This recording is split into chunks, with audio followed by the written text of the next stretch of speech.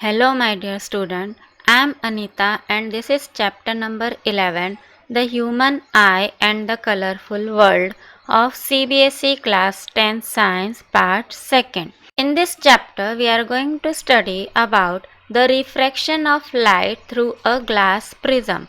Before that, we must know regarding the glass prism.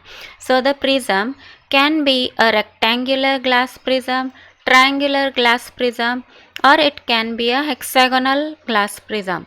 In our syllabus, we have to study about the triangular glass prism.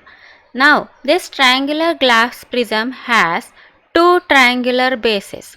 This is the first base, and to this side one base will be there, and three rectangular lateral surfaces. These surfaces are inclined to each other, making some angle. Let us consider an activity of how refraction takes place through a glass prism. For this, fix a sheet of white paper on a drawing board.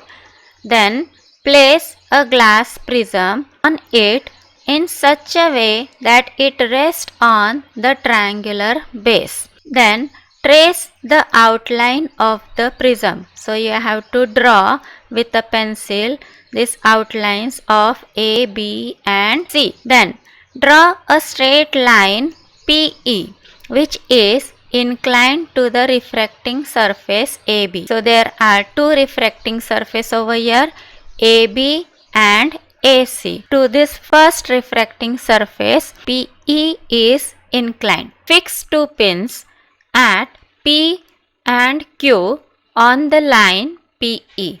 This PE is the incident ray. Look for the image of pins fixed at P and Q through the other surface AC.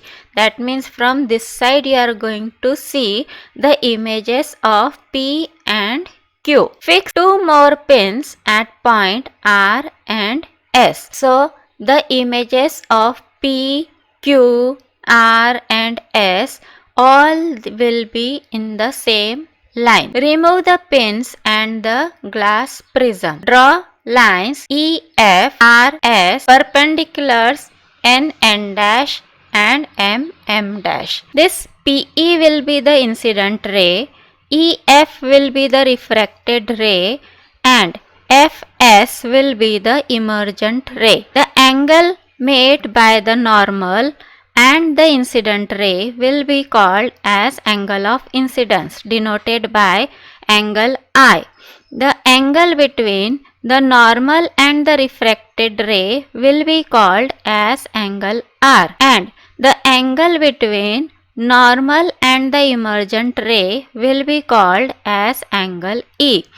This is angle A, which is the angle of prism. Due to the peculiar shape of the prism, the emergent ray bends at an angle to the direction of the incident. So this incident ray and the emergent ray make an angle that is called as what? Angle of deviation. In this activity, you have to find out the angle of deviation. Now here also you have to consider how the rays are getting refracted. See, here the rarer medium is there and here the denser medium is there. So the light passing from rarer to denser, it will bend towards the normal. That means angle I will be more than angle R. And when the ray of light is passing from denser to rarer medium, it will bend away from the normal. So angle R will be less than angle E. Let us now consider the dispersion of white light by a glass prism. So a white light is passed through the prism and we will find the dispersion of white light into different colors. So splitting of light into its component color is called as dispersion. The various colors seen are violet, indigo, blue, green, yellow, orange and then red. We can say the acronym as VIBGYOR. The band of colored component of a light beam is called as what? Spectrum. spectrum. Different colors of light bend through different angles. Red light bends the least, so angle D will be very less, so minimum deviation will be seen, while violet bends the most, that means the angle D will be maximum. So here violet color forms the maximum deviation. Isaac Newton was the first to use a glass prism to obtain a spectrum of sunlight. When a beam of white light is passed through a glass prism, it splits into its component color. When these colors are allowed to fall on inverted glass prism, it recombines to produce white light. Sir Isaac Newton thought that if he keeps the prism over here, the colors of the spectrum of white light further will be splitted and get more new colors. But however, he could not get any more colors. Now let us see how rainbow is formed. Rainbow is a natural spectrum appearing in the sky after a rain shower. Let us find out the rainbow formation. It is caused by dispersion of sunlight by tiny water droplet present in the atmosphere.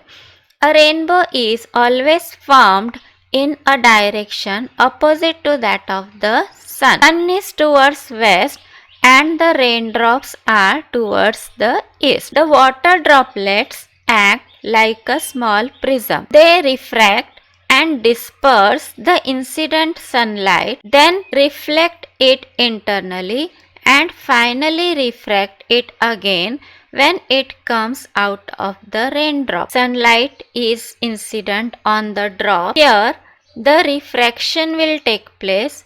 With that, the dispersion of white light into component colors will also take place. When the beam of rays enter over here, it will be total internal reflection. Then the beam will bounce back and here the refraction will take place. Due to dispersion of light and internal reflection, different color reaches the observer eyes, and this is how the rainbow will be seen to the observer. Thank you.